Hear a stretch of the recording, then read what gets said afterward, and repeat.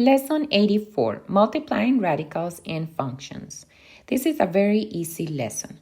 So when you multiply a radical times another radical that have the same index, you can keep the index and multiply the numbers inside. So in this case, the square root of m times the square root of n is the square root of m times n. So let's look at this. It's very, very simple. What you're going to do is multiply the two numbers on the outside. 4 times 5 is 20, and then the numbers on the inside. 3 times 7, 21. And that's it. That's your answer. Very, very simple. Remember, outside and outside, inside and inside. Let's do the next one. 7 times 3, that is 21. And then 5 times 15, the square root of 75. Now, in this case, 75, we can factorize it. So if I divide by 3, the answer is 25, and 25 is a perfect square. So we can reduce that. So I'm going to write here the square root of 25 times the square root of 3. Now the square root of 25, we know it's 5, so 5 times 21, square root of 3. And if we multiply 21 times 5, the answer is 105, square root of 3. And that's it. Let's do another example. In this case, we have a monomial times a binomial, so we have to do a distributive property. 4 times 7 is 28, and the square root of 3 times the square root of 2 is the square root of 6. 4 times negative 6 is negative 24, and the square root of 3 times the square root of 3 is the square root of 9. Now, to simplify that, the square root of 6, we cannot do anything else to that. But the square root of 9 is 3, so I multiply times 3. And if I do 24 times 3, the answer is 72. So that's our answer. Remember, you cannot add things that are not like terms. If they don't have the same square root, that's all you can do. Let's do one more. 4 times 3 is 12, and the square root of 2 times the square root of 2 is the square root of 4. And then 4 times 7 is 28, square root of 2. Now the square root of 4 is 2, so I multiply 12 times 2. And the square root of 2 we cannot simplify, so we just leave it like that. 12 times 2 is 24, and the other one we can't simplify, so that's it. And that's our answer. The second part of the lesson is about functions. Now, when I think about the word function, I think about a machine. So think about that when you're thinking about these. Let's read the definition and see what's happening. It says there's a mapping or a connection between inputs, so something that goes in, to exactly one member of the outputs. So what we have to remember in a function is that it's a relation that has two characteristics, very important characteristics.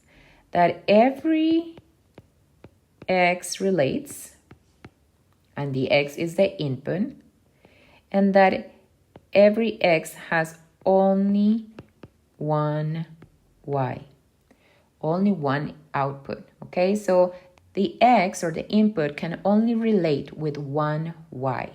So let's look for those two things as we go through the lesson. Let me show you these examples. In this case, we have the x as the input and the y as the output. So the x is independent, we choose it, but the output is dependent. It depends on what we choose, and also it depends on the machine. This is the machine or the function. Okay, so we're going to put a number. Let's say we choose 1. We're going to put 1 in the machine. So 1 plus 3, the answer is 4. Now notice, that's it. There's no any other option for 1 plus 3. The answer is always 4. Now if I choose, for example, 10, 10 plus 3 is 13. And that's the only answer. So notice, for every input, there is an output, there is an answer, and there's only one answer. If we do one more, for example, if I put -2 plus 3, the answer is 1. Okay? So that's a very easy to understand example. We have the input, it's also called the domain, and we have the output, which is called the range. Okay, you have to think about these as the answers. Let's look at some other examples. In this case, we have a relation that relates 1, 2, 3, and 4 with 5, 10, 15, and 20 respectively. Now, they don't tell us what is the machine, but if I analyze the answers, I can see that all of them are being multiplied times 5, right? 5x. So if we put 1, 5 times 1 is 5. If we change x for 2, 5 times 2 is 10. If we change x for 3, 5 times 3 is 15, and 5 times 4 is 20. So this is a function, and notice that it meets both of these requirements. All of the x's that are here are relating, and they are relating with only one answer.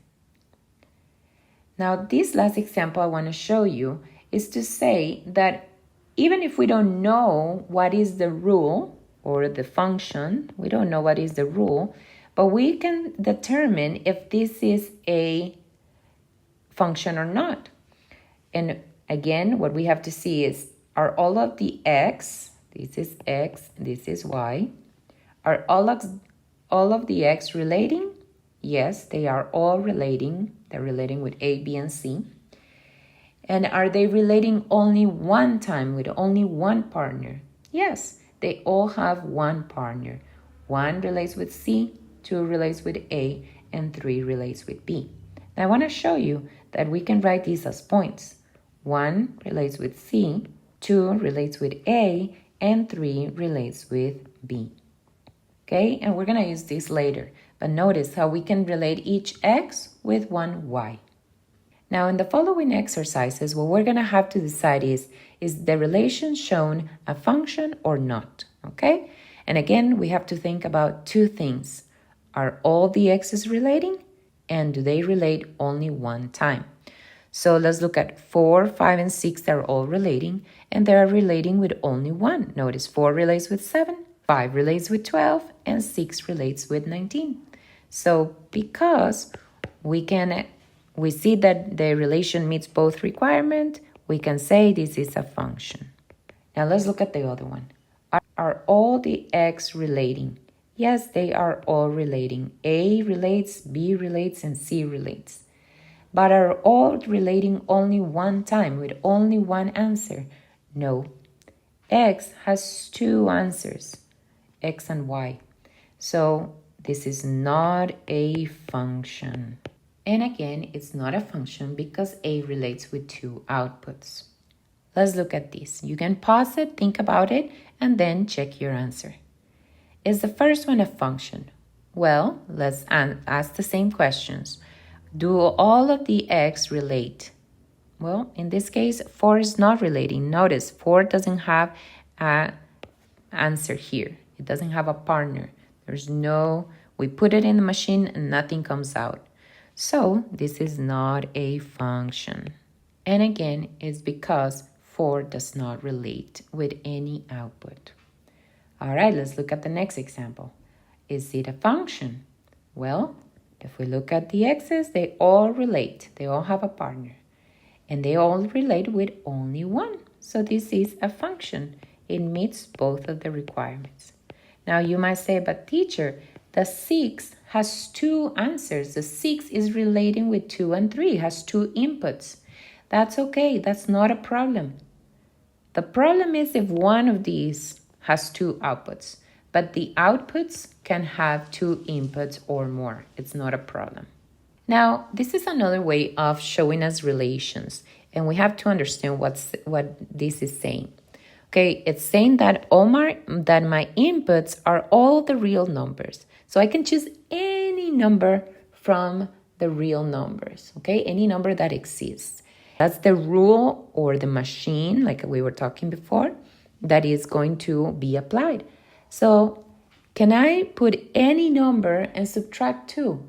Yes, any number minus 2 is just moving the number 2 spots in the number line. So that is possible. All of them will have answers. So this is a function. But let's look at the next example. Again, we can choose from all the real numbers, but look at the rule, look at the machine. It says square root of x. Now let's think about some examples. If I put, for example, the square root of 25, the answer is 5. So that has an answer. If I put the square root of 2, the answer is the square root of 2. We don't know the exact answer because it's irrational, but it has an answer. But what happens if I put the square root of negative 25? That doesn't have an answer. There's no answer. And so, because their negative numbers do not have an answer in the square root, then this is not a function. Negative numbers don't have answers, so that's going to be a problem. For this rule, we have to change the domain so that it is a function. But right now, it's not a function because the negative numbers cannot relate in this function. We cannot put negative numbers inside of the square root. The last way that the book is going to give us relations is with the order pairs. And we have to decide if these are functions or not. Now, this is really easy. We're just going to look at the x's. If the x doesn't repeat, then it is for sure a function. So we have 2, 4, and 8. No repeating. This is a function. And you might say, but you didn't even check the y's. Look at the y. There is a repeating y. Yeah, but it doesn't matter. We only care about what the x is doing, and the x is not repeating. Let's look at the next one. In the next one, we have 1, 1, and 1. It is repeating. So we have to look at the y's. If the y's repeat, then it is a function. But if they don't repeat, it's not a function. Now, let me show you here what's happening. If I put the 1 here, and then I put 2, 3, 4, notice that the 1 is relating with 3, and that is not possible. That is why this is not a function. Now, in the next example, again, we look for 0, 3, 5. No repeating. This is a function. We don't even have to think about it. If the x doesn't repeat, it's a function for sure. Now let's look at the last one. 0, 5, and 0. There is a repeating. So notice, let's draw it. We have 0, we have 5, and then we have here 1 and 8. The 0 relates with 1 and the 5 relates with 8. The 0 only has one output. So this is a function. It's like imagine that I'm calling the roster and I'm just seeing who's in class and not, and I call one student twice. It's the same student. It's just I call it twice. That's what's happening here. The 0, 1 is listed twice, but it's the same point. So it doesn't really affect. It is a function. Okay? Now this is really important. So make sure that if you didn't understand, you go back and look at the video so that it is really clear. Okay? The summary is if the x doesn't repeat, then it is a function. If it repeats, then you have to check the y. If the y is different, it's not a function because there are different points. But if the y is the same, like in here, it is a function because it's the same point listed twice. And that's it. That's the end of this lesson. If you have any questions, let me know, and I'll see you in the next video.